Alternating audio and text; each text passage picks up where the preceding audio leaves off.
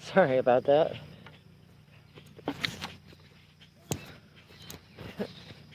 Have a little bit of an issue here.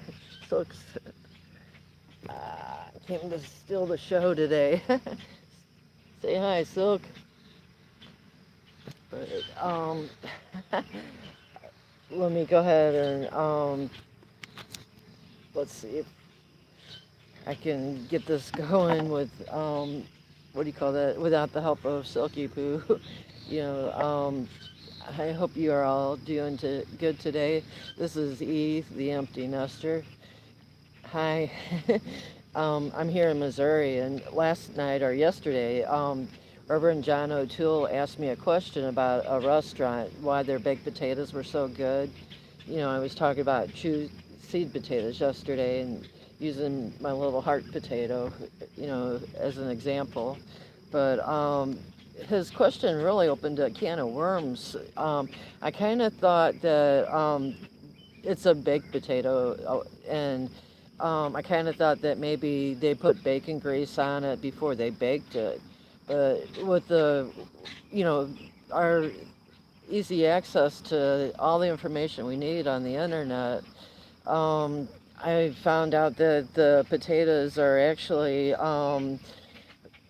fried pine resin that fried in pine resin. That's what gave them the flavor.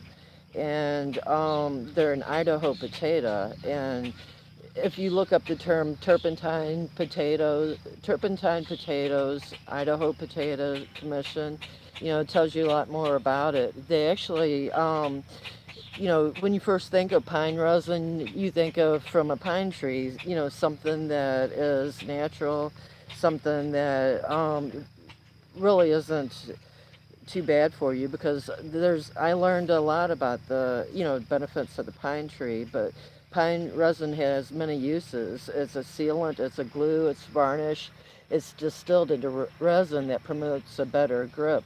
It's kind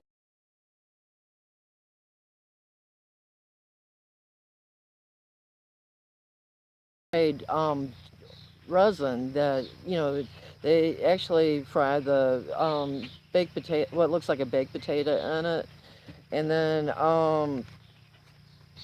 what's it called? I've got notes here. Sorry, let me look at my notes.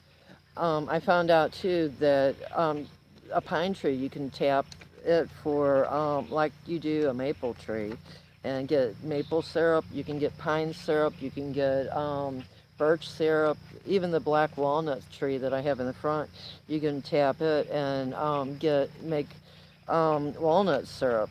So the one question led me on a lot of learning issues.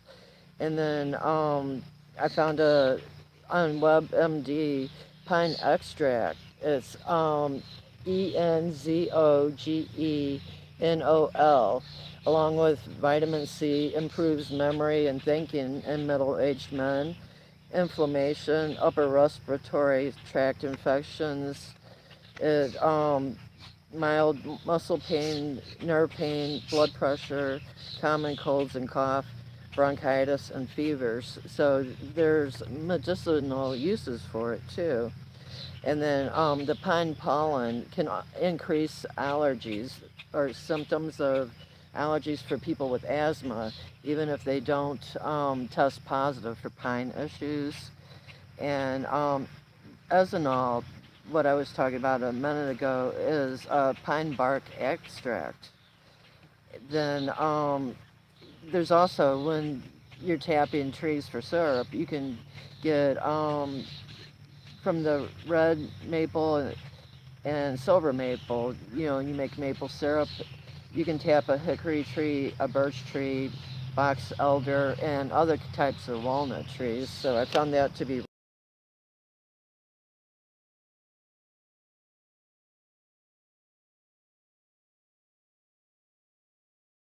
I'm moving on it again. It's like, whoops, sorry. Wrote this over. Sorry, I've got the birds in the background too, but uh,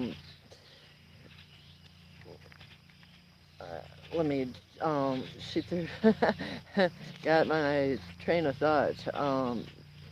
What's that called? Missing. I could use some of this for my memory.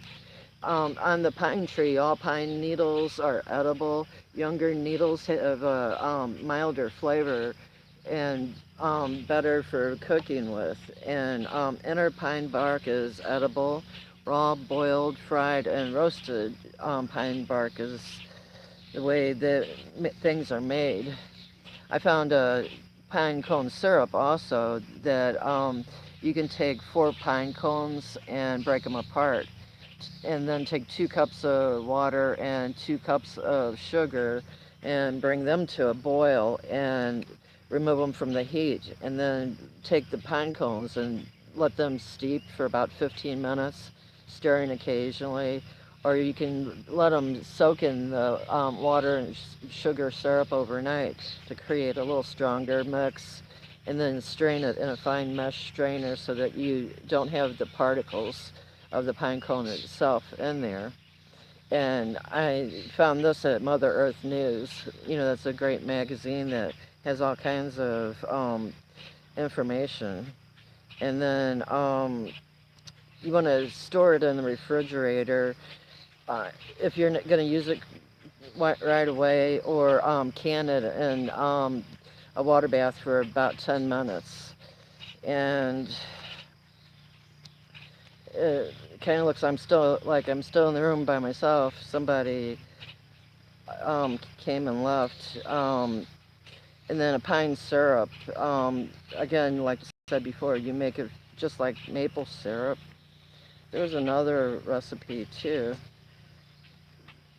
With you have to go ahead and look it up. It's using the leaves, the pine needles, and making a texture from that. But I won't make this very long.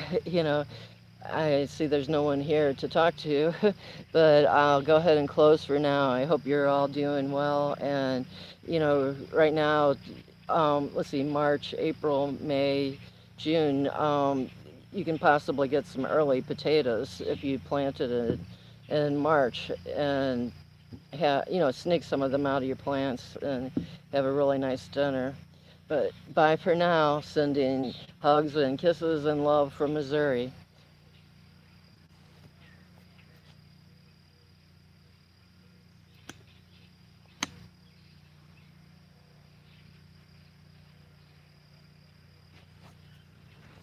My office is not working.